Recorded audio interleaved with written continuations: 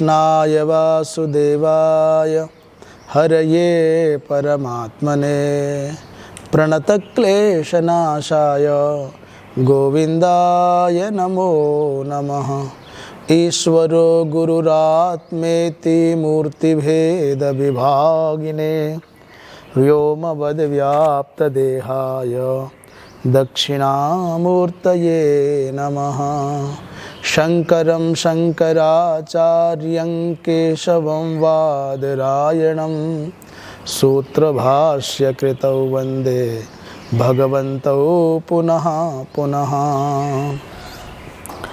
श्रीशङ्कराचार्यनवावतारं विद्वद्वरेण्यं च यतीन्द्रमुख्यं कलौ युगे यज्ञयुगप्रवर्तकं वन्दे सदा श्रीकरपात्रिणं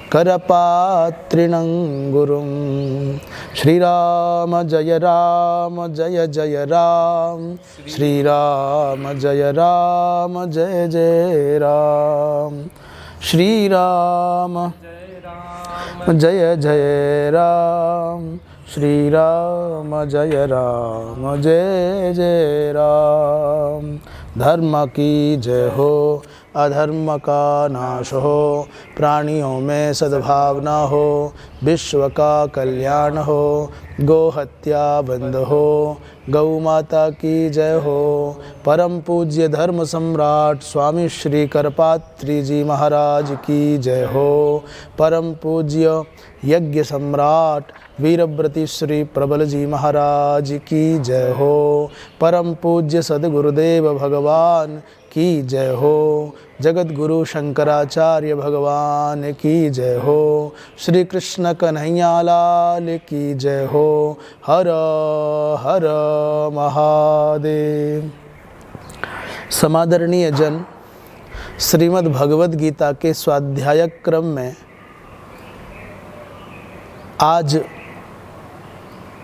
17वें अध्याय के माध्यम से श्रद्धा के विषय में विचार होगा। कल जो प्रश्न, जो जिज्ञासा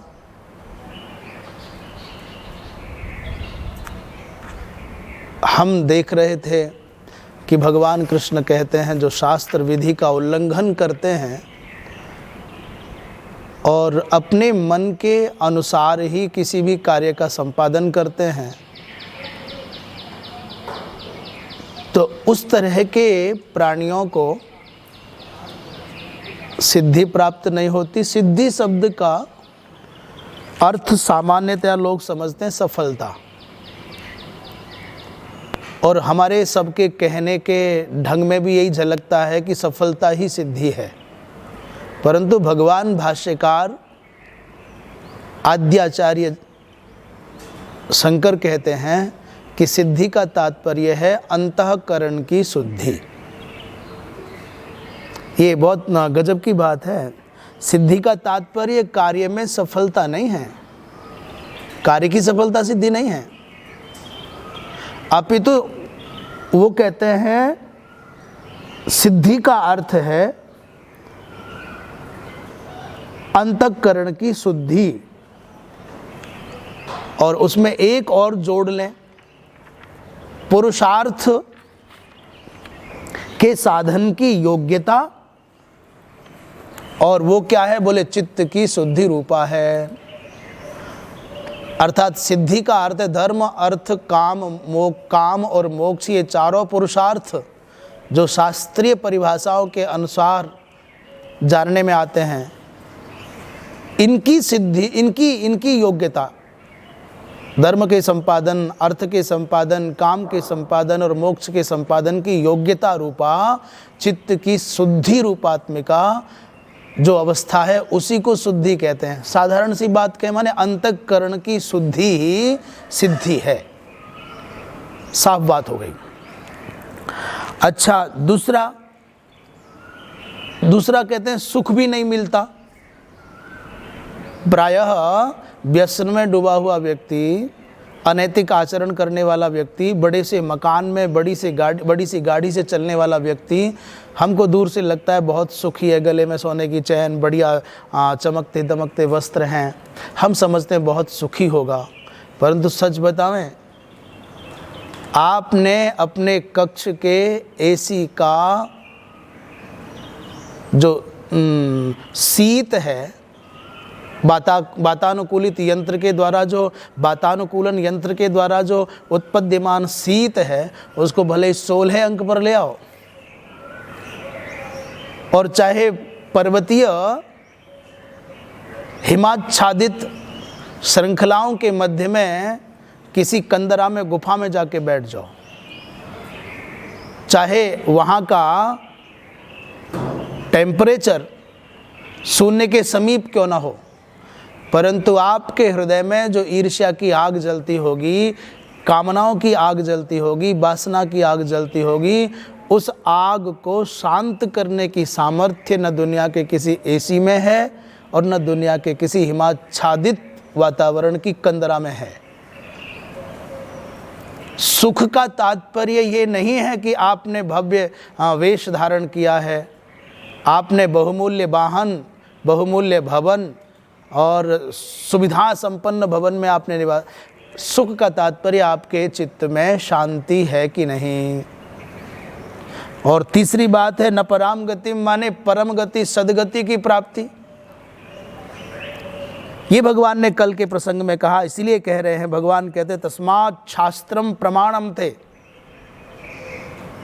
और मैं निवेदन करूं, ये बात इतनी अच्छी लगती है हमको, हम किसी की बात भी मानने को तैयार हैं, किसी भी नेता की बात मानने को तैयार हैं, उनका अनुकरण करने को तैयार हैं।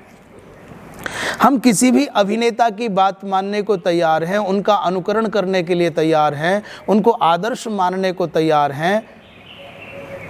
वो जैसे वस्त्र पहनते हैं वैसे वस्त्र धारण करना चाहते हैं हम, वो वैसे जैसे बाल बनाते हैं वैसे बाल रखना चाहते हैं हम, वो जैसे वस्त्र धारण करते हैं वैसे वस्त्र धारण करना चाहते हैं हम, वो जैसे बोलते हैं वैसे बोलना चाहते हैं हम, जैसे वो चलते हैं वैसा चलना चाहते हैं हम, जैसे वो नाचते हैं वैसा नाचते हैं हम, जैसा वो खाते हैं वैसा खाना चाहते हैं हम एक नेता या अभिनेता का अनुकरण करने को तैयार हैं।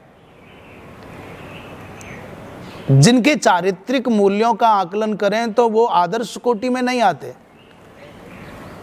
उनको आज हिंदू समाज ने, भारतीय युवा समाज ने अपना आइकॉन बनाना प्रारंभ किया है, आदर्श मानना प्रारंभ किया है। उसका दुष्परिणाम क्या है देखो। आज हमारे आदर्श सुभाष चंद्र बोस नहीं हैं, आज हमारे आदर्श भगवान राम या भगवान कृष्ण नहीं हैं, आज हमारे आदर्श हमारे ऋषि महर्षि नहीं हैं, आज हमारे आदर्श सदाचार संपन्न जीवन जीने वाले महापुरुष नहीं हैं। आज हमारे आदर्श कैसे लोग हैं, ये विचार की बात है। कुछ भी हमको करना है तो भगवान कहते हैं जो शास्त्र में उल्लेख है, प्रत्येक क्रिया चाहे जो हो, वो करने योग्य है कि नहीं, ये कौन बताएगा। कोई व्यक्ति, किसी व्यक्ति की बुद्धि, किसी की कोई परंपरा, या मेरे दादा दादी, ये सब नहीं चलेगा। शास्त्र ने जिस कार्य को जैसे करने का आदेश दिया है उस कार्य को वैसे ही करें, ऐसा भगवान कृष्ण का आदेश है, उपदेश है। और मैं कहता हूँ ये जीव मात्र के कल्याण के लिए भगवान का अध्यादेश है। इसलिए शास्त्र प्रमाण, तस्मात् शास्त्रम प्रमाणम ते कार्य अकार्य व्यवस्थित। कार्य और अकार्य की, कर्तव्य और अकर्तव्य की, विधि और निषेध की व्यवस्था में प्रमाण कौन है? बोले शास्त्र प्रमाण है। अगली पंक्ति में भगवान कहते हैं इसीलिए क्या करना है, ज्ञात्वा शास्त्र विधानोक्तम। शास्त्र विधान के अनुसार जो कहा गया है, जैसे कहा गया है, जब कहा गया है, जहाँ कहा गया है, और जिस भी व्यक्ति के लिए जो कार्य बताया गया है वैसे ही करना चाहिए। इस संसार में लोग आएंगे चले जाएंगे, लोग आए चले गए, आ रहे हैं जा रहे हैं, परंतु करोड़ों वर्ष पूर्व भी वेद राशि जैसी थी वैसी वेद राशि आज भी विधि निषेध में प्रमाण है। और हमारा विश्वास है जब तक ये संसार रहेगा तब तक वेद राशि वैसे ही विधि निषेध में परम प्रमाण होगी। धर्मम जिज्ञास मानानाम प्रमाणम परमम श्रुति ही। यदि धर्म की जिज्ञासा करनी होगी, क्या हमको करना चाहिए आत्म कल्याण के लिए, तो ये कौन बताएगा? बोले प्रमाणम परमम श्रुति। श्रुति माने भगवती श्रुति ही, वेद ही परम प्रमाण है, परम प्रमाण था और परम प्रमाण रहेगा। अधर्म के बारे में भी यदि क्या निषेध क्या है, क्या नहीं करना चाहिए हमको, ये भी जानना है, तो इसका भी आधार वेद ही होगा। आप ये कहें साहब हम नहीं जानते, हम नहीं जान पाए, ये समाधान नहीं है। भगवान आदेश कर रहे हैं कि शास्त्र विधान को, उक्त शास्त्र विधान को ज्ञात्वा माने जान करके, जान करके कर्म कर तुम हार हसी, तब करो ना जो भी कुछ करना है। कौन मना करता है? मनमाने करोगे तो उसका फल अच्छा नहीं होगा, परिणाम अच्छा नहीं होगा। और शास्त्र के विधान के अनुसार करोगे तो उसमें कहीं जीवन में कोई बाधा नहीं आएगी। अब मैं एक बीच में थोड़ी सी बात कह दूं कि कई बार लोगों को ये मन में शिकायत रहती है कि साहब जो धर्म के अनुसार जीवन जीते हैं प्राय दुखी देखे जाते हैं, अभावग्रस्त देखे जाते हैं, परेशान पाए जाते हैं। तो मैं निवेदन करूं, सत्य प्रपीड़ित किया जा सकता है पर सत्य को पराजित नहीं किया जा सकता।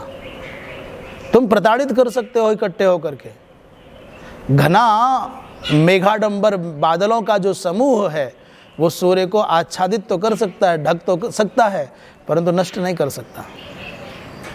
ऐसे ही समय समय पर धैर्य की परीक्षा के लिए धार्मिक लोगों के जीवन में संघर्ष के पल आते हैं। वो इसलिए आते हैं कि तुम अपनी निष्ठा को, अपनी श्रद्धा को, अपने धैर्य को परख सको। ये भक्ति की परीक्षा, ये धार्मिक व्यक्ति के धर्म की, धैर्य की परीक्षा, और ये सज्जन व्यक्तियों की साधना और साधुता की परीक्षा के लिए ये प्रतिकूलताएं देखने में आती हैं। उसे ये मत समझो कि इसके जीवन में दुख है।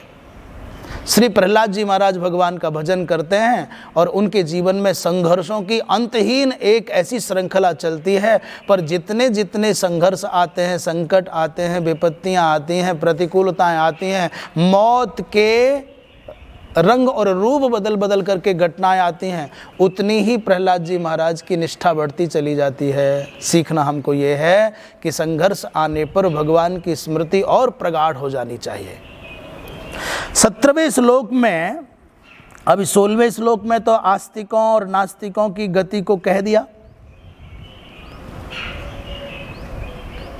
संप्रति माने वर्तमान 17वें अध्याय में अब कह रहे हैं आस्तिका नाम एवं शास्त्र अनभिज्ञानाम गतिम जिज्ञासया पृच्छति। 17वें अध्याय में अर्जुन ने प्रश्न किया, भगवन तस्मात् शास्त्रम प्रमाणम ते, ये जो आपने वचन कहा इसी से प्रश्न उत्पन्न हो रहा है, जिज्ञासा उत्पन्न हो रही है। और अर्जुन ने प्रश्न कर दिया, प्रभु आपने कहा कि शास्त्र विधि का उल्लंघन करके जो मनमाने ढंग से कार्य का संपादन करते हैं उनको अंतःकरण की शुद्धि रूपा सिद्धि प्राप्त नहीं होती, आत्म शांति रूपी सुख प्राप्त नहीं होता और परलोक में सद्गति नहीं होती। ये तो समझ में आ गया। और दूसरी बात आपने ये भी कह दी कि जो शास्त्र को प्रमाण रूप में मानता है कार्य व्यवस्था के लिए, माने कर्तव्य की व्यवस्था के लिए ऐसा कर्म करना चाहिए, तो ये बात भी समझ में आ गई। परंतु अब हम ये पूछ रहे हैं, प्रश्न कर रहे हैं इस श्लोक में, तो पहले एक बार श्लोक का पारायण कर लें। ये शास्त्र विधि मुत्सृज्य यजन्ते श्रद्धयान्विताः तेषां निष्ठा तु का कृष्ण सत्वमाहो रजस्तमः। ये शास्त्रविधिमुत्सृज्य यजन्ते श्रद्धयान्विताः तेषां निष्ठा तु का कृष्ण सत्वमाहो रजस्तमः। इस श्लोक में भक्त प्रवर अर्जुन पूछ रहे हैं, प्रश्न कर रहे हैं, हे प्रभु कुछ लोग ऐसे धार्मिक सदाचारी भोले भाले लोग जो शास्त्र को तो नहीं पढ़ पाए, किन्हीं परिस्थितियों के कारण शास्त्र के समीप न जा पाए या शास्त्र उनके समीप तक नहीं पहुंच पाए, परंतु वो शास्त्रज्ञ महापुरुषों की सन्निधि में रहे।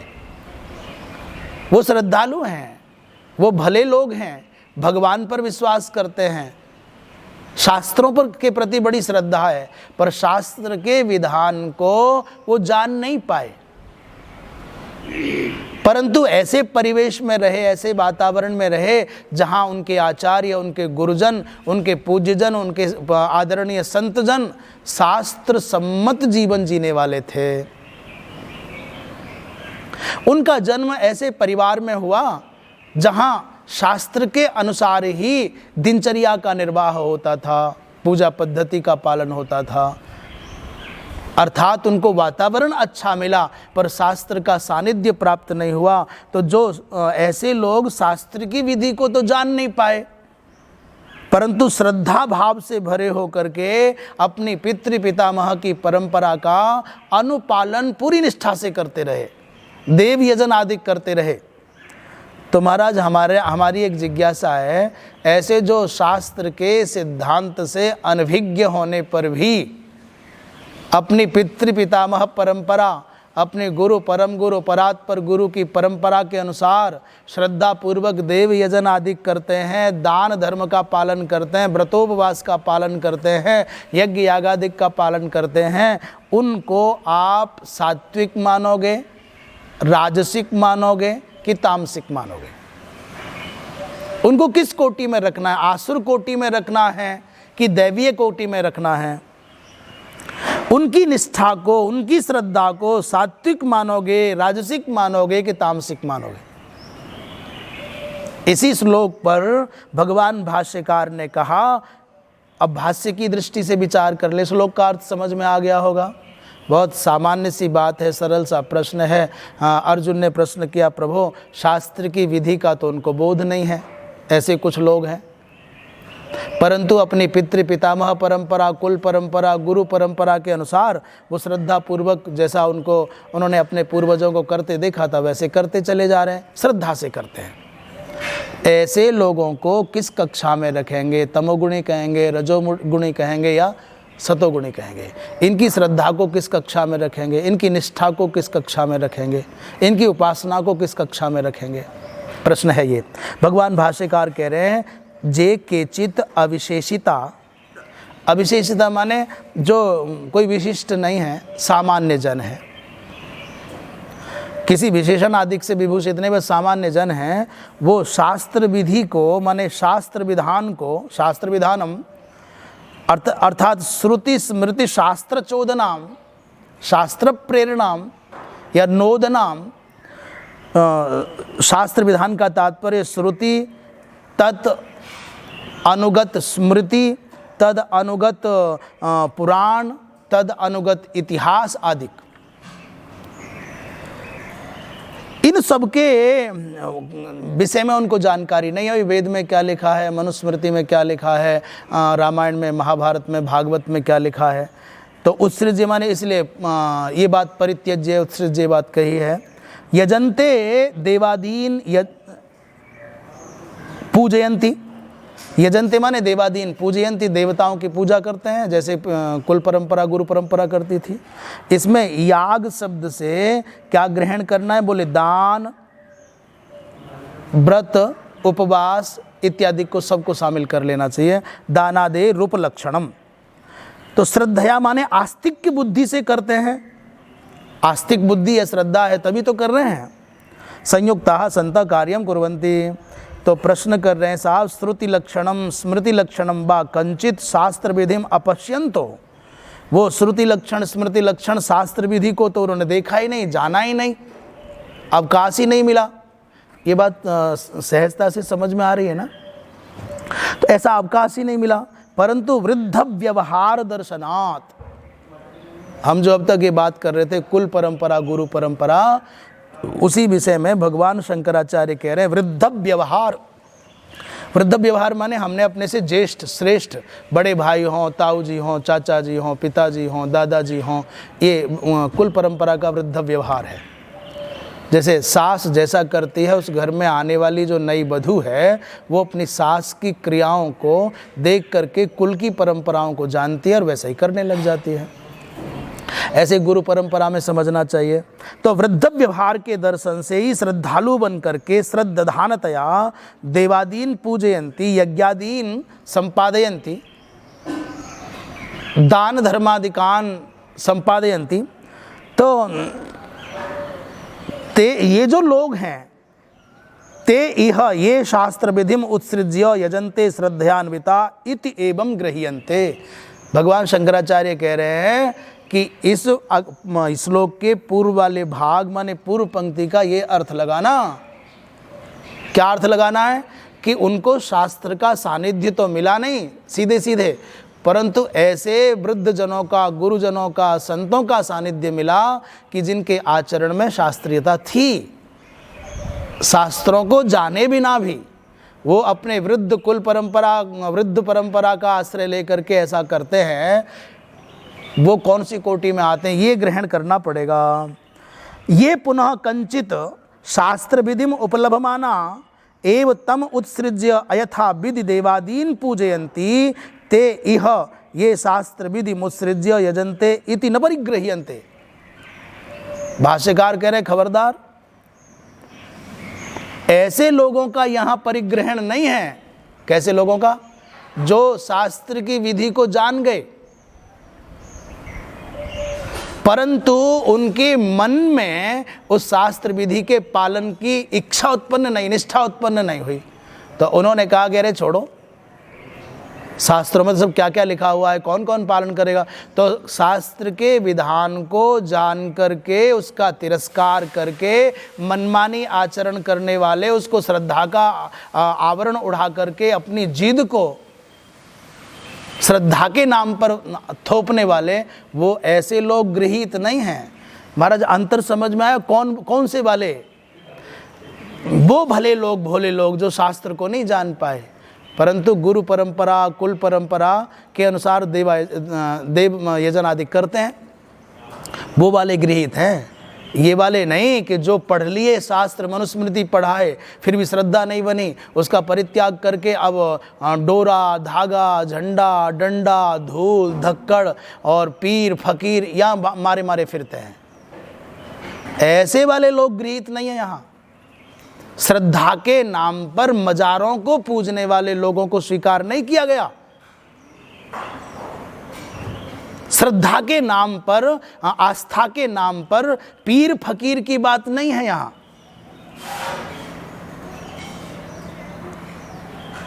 श्रद्धा के आस्था के नाम पर भूत प्रेत की उपासना का समर्थन नहीं है यहां। शास्त्र के विधान को जानने के बाद उसका तिरस्कार करके मनमाने ढंग से अपनी अभिलाषाओं को पूर्ण करने के सपने देखने वाले और जहां कहीं जा कर के अपना सर पटकने वाले लोग नहीं। भगवान भाष्यकार यही कह रहे हैं, जो फिर पुनः कमचित शास्त्र विधिम उपलभमाना, किसी शास्त्र विधि को जान गए और उसी शास्त्र विधि का उत्सर्जन कर दिया और अयथा विधि से, माने शास्त्रोक्त विधि से नहीं, मनमाने ढंग से उसकी देवताओं की पूजा आदि करते हैं, ऐसे लोग यहाँ स्वीकार्य नहीं हैं। कौन स्वीकार्य है? जो भले लोग हैं, भोले लोग हैं।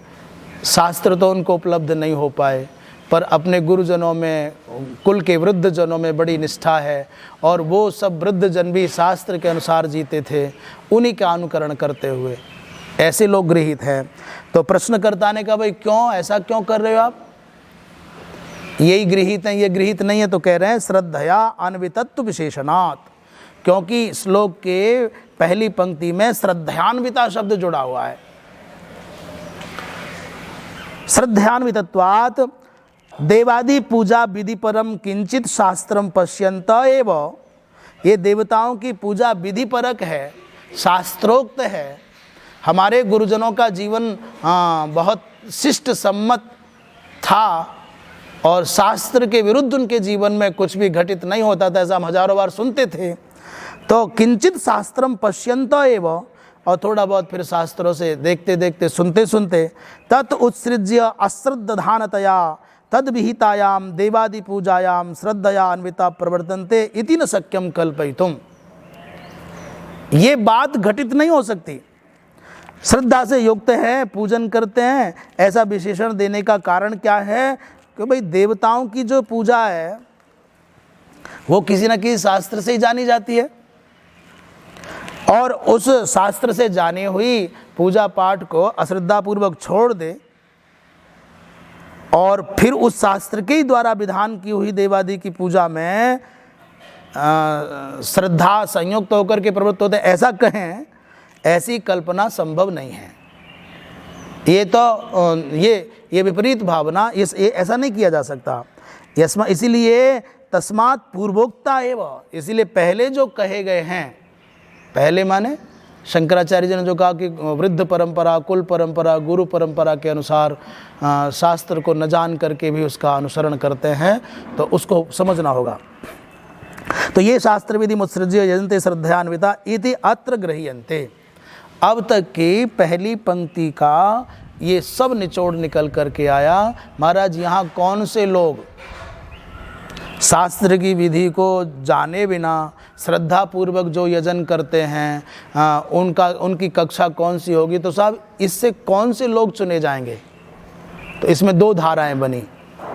एक तो वो बनी जो बेचारे शास्त्र नहीं पढ़ पाए, गुरुजनों की सेवा में रहे, अपने माता पिता आदि की, दादा दादी की सेवा में रहे, और समीपता से ये जाना कि ये व्रत करते हैं, तप करते हैं, दान करते हैं, गोदान की विधि ये है, बलि वैश्वदेव की विधि ये है, नित्य अतिथि सेवा की विधि ये है। ये सब शास्त्रीय विधि से संपादित होने वाले कृत्यों को देखते रहे, और जब अपने पूर्वज पुण्यजन न रहे तो वैसा ही कार्य करते रहे श्रद्धापूर्वक।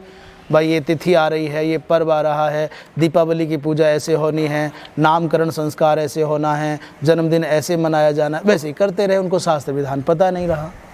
तो यही वाले लोग यहाँ गृहीत हैं। वो गृहीत नहीं हैं जो शास्त्र के विधान को पढ़ करके जान गए, सभाओं में प्रवचन किया और आचरण में शून्य, उसके विरुद्ध काम कर रहे हैं। बड़े बड़े मंचों पर जाकर के दावा करते हैं धर्म की रक्षा का, और पहुंच जाते हैं कोई पीर के पास, कोई फकीर के पास, कोई दलाई लामा के पास, कोई जानपालों के पास, और कोई ईसाइयों के पास, पादरियों के पास, कोई मजार पर माथा पटक रहा है। ऐसे लोग नहीं। मेरा बारंबार ये बहुत आग्रह पूर्वक निवेदन है समग्र हिंदू जाति से, और सच बताऊं, मैं तो समग्र मानव जाति से निवेदन करूं, तुम अपनी परंपराओं के अनुसार, हम किसी की परंपराओं का खंडन नहीं कर रहे, हम किसी की मान्यताओं का निरादर नहीं कर रहे, तिरस्कार नहीं कर रहे।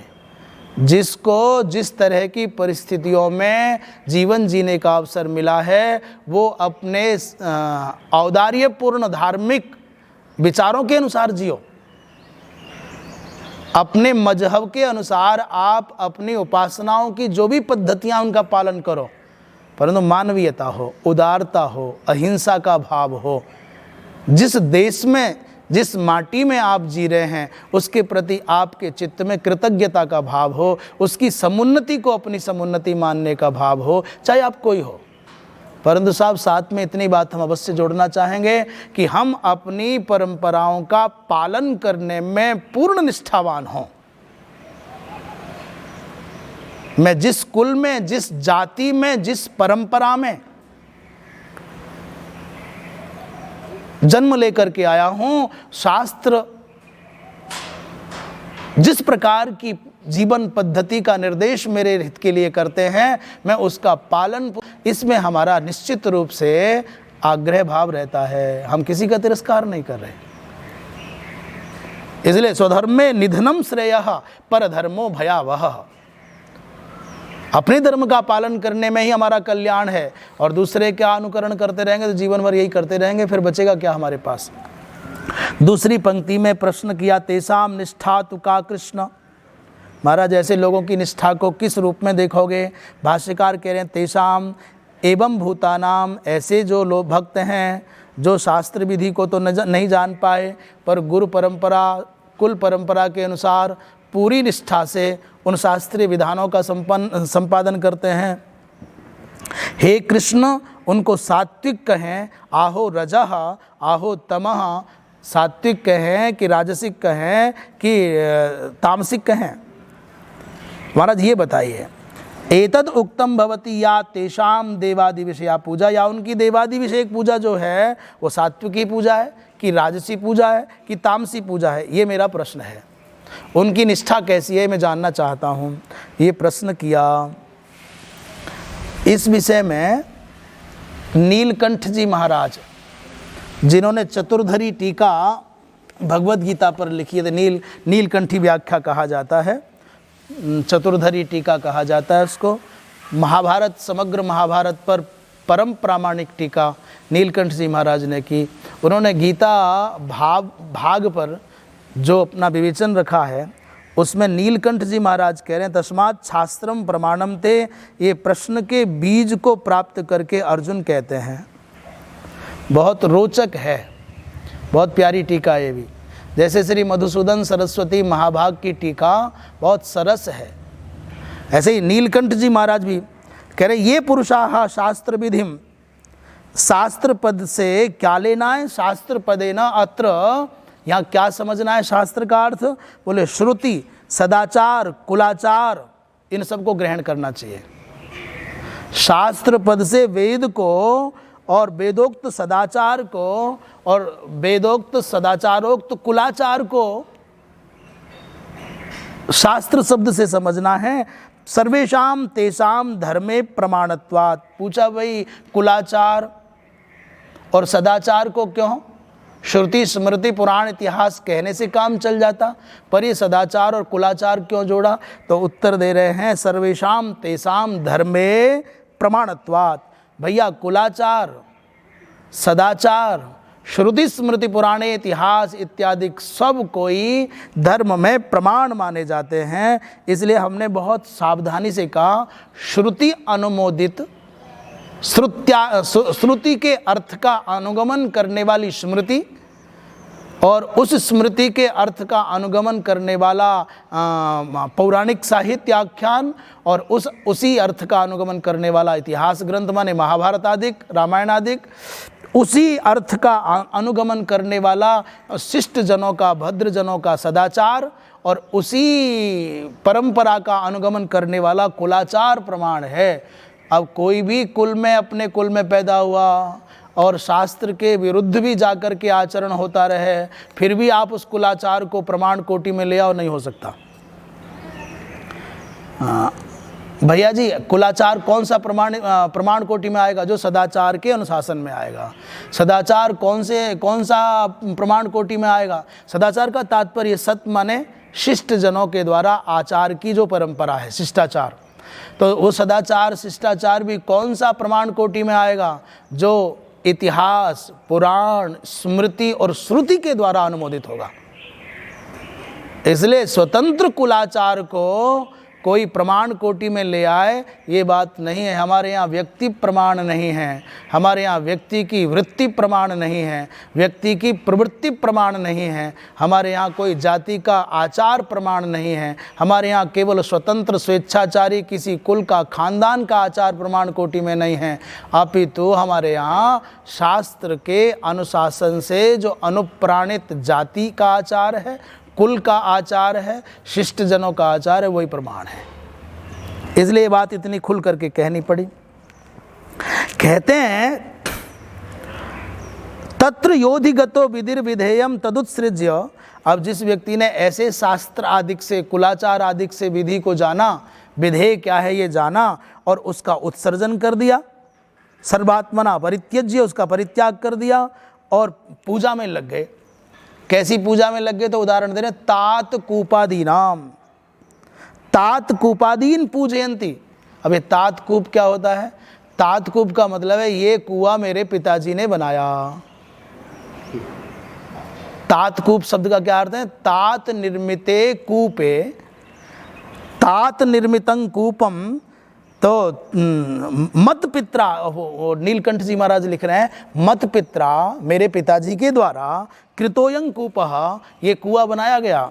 इसलिए मेरी दृष्टि में, मेरे लिए तो सैकड़ों सैकड़ों गंगा स्नानों की अपेक्षा भी ये इसी कुएं के जल से किया गया स्नान, पान, अवगाहन, परिचर्या, प्रदक्षिणा इत्यादि जो भी कुछ है वो सैकड़ों सैकड़ों गंगाओं से भी अधिक स्वीकार्य है। ये मनमानी, शास्त्र के विधान का जान लिए, उल्लंघन कर लिए, नहीं जाना मैंने गंगा की महिमा लिखी है, महाभारत में लिखी है, मैं तो नहीं मानता। गंगा की महिमा पुराण में, वेद में लिखी है, मैं नहीं मानता। तो क्या मानते हो? बोले मेरे पिताजी ने जो कुआं बनाया है, हमारे खेत पे जो कुआं है, वो कहते थे ये कुआं गंगा, सैकड़ों गंगा स्नानों से भी अधिक पुण्यकारक है, इसलिए मेरे लिए तो वही प्रमाण है। और इस चक्कर में उसी की परिक्रमा कर लेते हैं, उसी से सब काम संपादित कर लेते हैं। ऐसा फलम अवश्यम प्राप्स्यामि, ऐसा करूंगा इस कुएं का तो फल मुझे अवश्य मिलेगा। तत्र दृढ़तरया श्रद्धयान्विताः सन्तः तेषां निष्ठा इयं का कीदृशी किम सत्वम सात्विकी वा। पूछ रहे हैं पिता के द्वारा निर्मित कूप में जो श्रद्धाधिक्य का दर्शन हो रहा है, आप इसका किस कक्षा में स्थापन करेंगे? सात्विक माना जाएगा, राजस माना जाएगा, किम रजोगुणी है? ये निष्ठा रजोगुणी मानी जाएगी शास्त्र का अतिक्रमण करके और कामकार रूप से जो संपादित हो रही है? ये प्रश्न किया। क्या तमोगुणी मानी जाएगी महाराज? क्या रजोगुणी मानी जाएगी? तो यद्यपि भाष्य वृद्ध व्यवहार दर्शनादेव, वृद्ध व्यवहार के दर्शन से ही श्रद्धा का अतिरेक देखा जाता है, फिर भी कह रहे हैं भैया अविगीत एवं वृद्ध व्यवहारो ग्राह्य। अंत में नीलकंठ जी ने भी वही बात कह दी जो हम कह के आए। उन वृद्धों का भी व्यवहार वही गृहीत होगा जो अविगीत होगा, अर्थात शास्त्र की परंपराओं के, सिद्धांतों के सौरस्य से अनुप्राणित जो आचार होगा वही माना जाएगा। अविगीते स्मिस् तामसत्वादि शंकाया अयोगात। अविगीत जो आचार होगा उसमें तमोगुणी अधिक विचारों की शंका नहीं होगी। ये नहीं कि ये मन मर्जी से 4 ईंट रख करके चिपक गए, उसी को सर्वस्व मान लिया, ऐसा नहीं। शास्त्र जिसका उल्लेख करे उसको प्रमाण कोटि में मानना चाहिए। बोलिए वृंदावन बिहारी लाल की जय हो।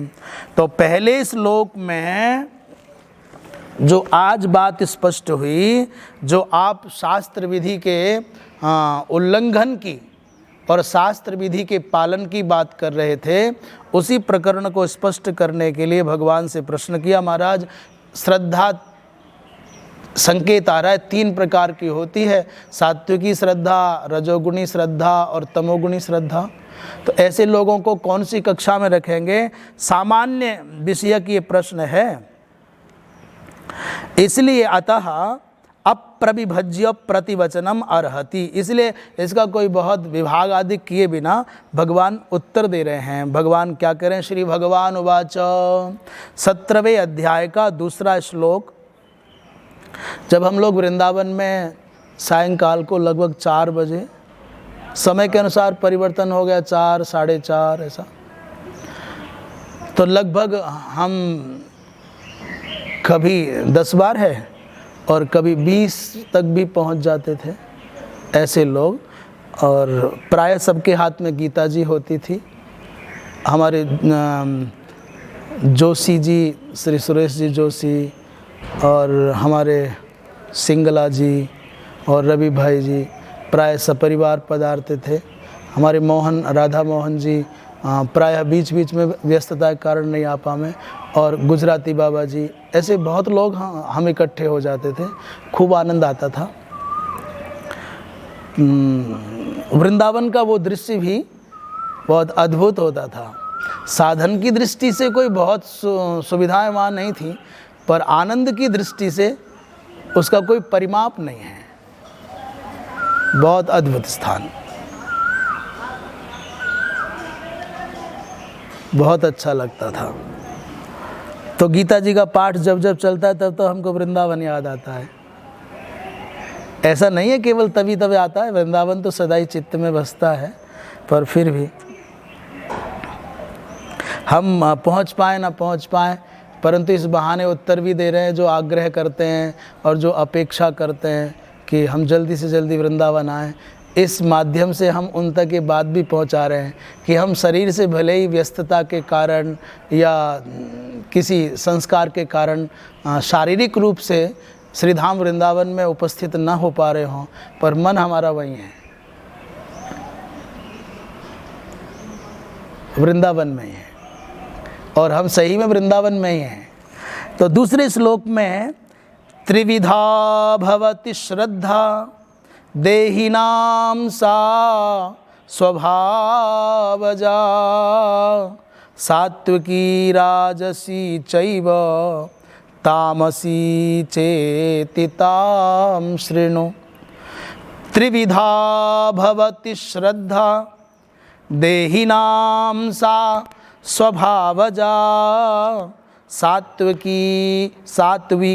राजसी चैव तामसी चेति तां शृणु। भगवान कृष्ण उत्तर दे रहे हैं। अच्छा, इसमें जो संबोधन किया पहले श्लोक में अर्जुन ने, कृष्ण शब्द का संबोधन किया। एक टीकाकार जो भाष्योत्कर्ष दीपिका टीका लिखते हैं, वो कह रहे हैं कृष्ण शब्द कहने का, संबोधन करने का कोई गहरा भाव है। वो कहते हैं भाई हे कृष्ण, तुम सब प्राणियों के चित्त का आकर्षण करते हो। कर्षति स्वभक्तानां चेतांसी इति कृष्ण। दूसरा बोले कर्षति स्वभक्तानां कल्मषादिकम। ऐसे ही भाव ये है कि हे कृष्ण, आपका स्वभाव कर्षणशील है, इसलिए आप मेरे संशय का भी अपकर्षण कर दीजिए। आपसे अधिक योग्य संसार में कौन होगा मेरे संशय को मिटाने वाला, इसलिए मेरे संशय को मिटाओ। इसलिए कृष्ण संबोधन कर रहे हैं।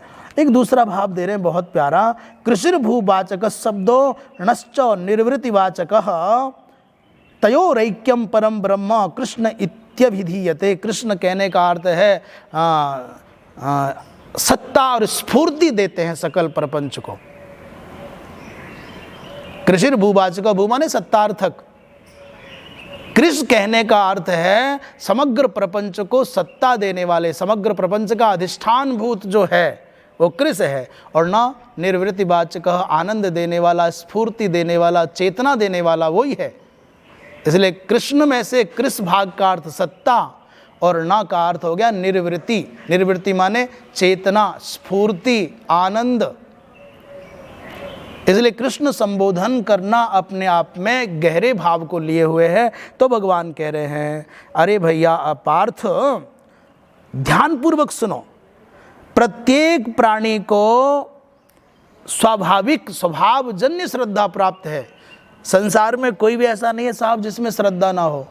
अब इसे अलग है, किसी की श्रद्धा सात्विक है, किसी की श्रद्धा राजसिक है, किसी की श्रद्धा तामसिक है। धरती पर कोई भी ऐसा नहीं है जो श्रद्धालु ना हो। आप देखो, कोई भगवान शंकर के प्रति अतिशय श्रद्धा भाव से भरा है, कोई भगवान राम के प्रति अतिशय श्रद्धा भाव से भरा है, कोई भगवान कृष्ण के प्रति भरा है, कोई हनुमान जी के प्रति भरा है, और कोई तो ऐसे देखे जाते हैं जिनको भैरव जी के प्रति अगाध भाव रहता है, उन्हें कोई नहीं चाहिए। हम लोग वृंदावन में बहुत खुश होते थे। आयोजन के समय पर जो भैया पाचक जी थे, नाम तो उनका हम भूल गए पर बहुत अच्छे थे, सारस्वत थे वो, तो नरेश भैया, देवेश जी, ऋषि जी, गंगाधर जी, क्या शशांक जी, सब लोग चर्चा करते। उनकी आंखें हमेशा ही मोहित जी के संपर्क से वो आए थे। मोहित भी बहुत अच्छे हैं। तो उनकी मुखाकृति को देख करके मेरे मन में भाव आया कि ये व्यक्ति भैरव जी के उपासक होंगे, पर मैंने संकोच में कुछ कहा नहीं। एक दिन वो ही बोल बैठे, महाराज जी भैरव जी मेरे इष्ट हैं। और जैसे भैरव जी का प्रसंग चला और प्रशंसा हुई, महाराज उस व्यक्ति को रोमांचित होकर के आंखों में आंसू से छलक आए, इतने भाव से भरा हुआ देखा। हमारे भादरा में एक आते थे भैया पहले, दोपहर के 12 बजे, 1 बजे, रात को 11 बजे एक भैरव जी के मंदिर में एक ही दीवाना खड़ा हो पाया जाते थे, और बहुत अच्छे भावों से भरे हुए व्यक्ति थे। तो श्रद्धा हर व्यक्ति के। और मजे की बात बतावें, इसी देश में, इसी दुनिया में, तुम्हारे घर में, तुम्हारे आसपास माहौल में रोज तुम देखते होगे श्रद्धालुओं को। ऐसे श्रद्धालु हैं, कोई केजरीवाल का ही भक्त बना घूम रहा है, और है तो फिर है। कोई मोदी जी के प्रति श्रद्धा भाव से भरा है, किसी को राहुल जी में अपना कल्याण दिख रहा है। लोग इतने समर्पण भाव से इन व्यक्तियों से जुड़े हैं। भला इन हार्ड मास के शरीर वाले लोगों के प्रति इतना भाव रखने वाले लोग हैं, तो भगवान के प्रति रखें तो कौन आश्चर्य की बात है। अर्थात संसार में प्रत्येक प्राणी श्रद्धा भाव से भरा है। वो श्रद्धा का केंद्र भिन्न भिन्न हो सकता है। तो भगवान ने कहा सबके मन में, सबके अंदर श्रद्धा है, कोई भी ऐसा नहीं जिसमें श्रद्धा ना हो। पर स्वभावजा होती है। स्वभावजा शब्द पर विचार है। भाष्यकार कह रहे हैं, जन्मांतर कृतो धर्मा धर्मादि शुभा शुभादि संस्कारो मरण काले अभिव्यक्तः इदानीं तन जन्मारंभकः भावः स्वभाव। स्वभाव किसे कहते हैं? पिछले जन्म में मृत्यु के समय पर जैसा शुभाशुभ धर्माधर्म अच्छा बुरा भाव आया, वो जो संस्कार शेष रह गया अगले जन्म का जो सूचक हो गया, वो स्वभाव है। स्वभाव का तात्पर्य अलग अच्छी परिभाषा आ गई। पिछले जन्म में हम जहाँ थे और मृत्यु काल में जो धर्म और या अधर्म, उचित या अनुचित, नैतिक या अनैतिक, विधि या प्रतिषिद्ध, जो भी शुभाशुभ भाव आया, उस शुभाशुभ भाव के कारण मरण काल में जो वर्तमान काल के जीवन की पृष्ठभूमि बनी, वो अंतिम स्मृतियां, वो क्लिक हो गया, वो इस जन्म में भूमिका का काम करता है। बीज में बोने से पहले जो गुण धर्म रहता है, बोने के बाद खेत में वही गुण धर्म तो उसमें से निकल के आता है। बीज की जो गुणवत्ता है वो अगले फसल का आधार बनती है। तो ये स्वभावजा का मात कह रहे हैं, त्रिविधा त्रिप्रकार का भवति श्रद्धा। 3 प्रकार की श्रद्धा होती है, सात्विक श्रद्धा, रजोगुणी श्रद्धा और तमोगुणी श्रद्धा। यस्याम निष्ठायाम त्वम पृच्छसि, जिस निष्ठा में तुम पूछ रहे हो, निष्ठा के विषय में पूछ रहे हो, वो स्वाभाविक है भैया। इसलिए एक घर में 3-4 बालक हैं और तीनों चारों बालक, क्या गिरा? ये तो नहीं गिरा, ये भी गया शायद है। तीनों चारों बालक अलग अलग निष्ठाओं से भरे पड़े हैं। किसी को मीठा बहुत अच्छा लगता है, किसी को खट्टा बहुत अच्छा लगता है, किसी को कड़वा बहुत अच्छा लगता है। कोई मीठा बोलता है, कोई कड़वा बोलता है। कोई राम से जुड़ा हुआ है, कोई कृष्ण से जुड़ा हुआ है, कोई भैरव जी के पास जाता है। तो सबकी श्रद्धा भावनाएं अलग अलग हो गई। किसी को कैसा ही व्यवहार अच्छा लगता है, स्वभाव अच्छा लगता है, ऐसा।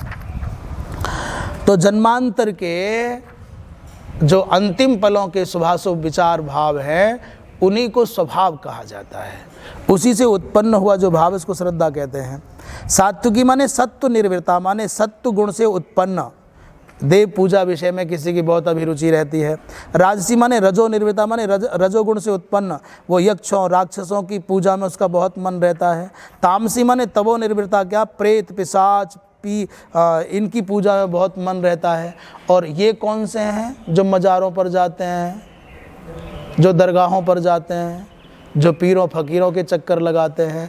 बोले भाई जी ये तो ना सतोगुणी, ना रजोगुणी, ना तमोगुणी, ये तो भाई जी दुर्गुणी है। भाई मैं तो बुरा मान जाओ तो मुझे अच्छा लगेगा, इसीलिए बोल रहा हूँ कि तुम्हारे चित्त के किसी कोने में कांटे की तरह से मेरी बात चुभे, तुम उछलो कूदो और ठीक हो जाओ। जो पीरों पर, फकीरों पर, मज़ारों पर, दरगाहों पर जाता है हिंदू, वो गंगा स्नान छोड़ करके गंदे नाले में नहाना चाहता है, गटर में नहाना चाहता है। इससे ज़्यादा बड़ी बात और क्या कहूँ। अरे सिंह का पुत्र होकर के स्यारों से उद्धार की कल्पना कर रहा है, इससे बड़ा और क्या कहूँ। तो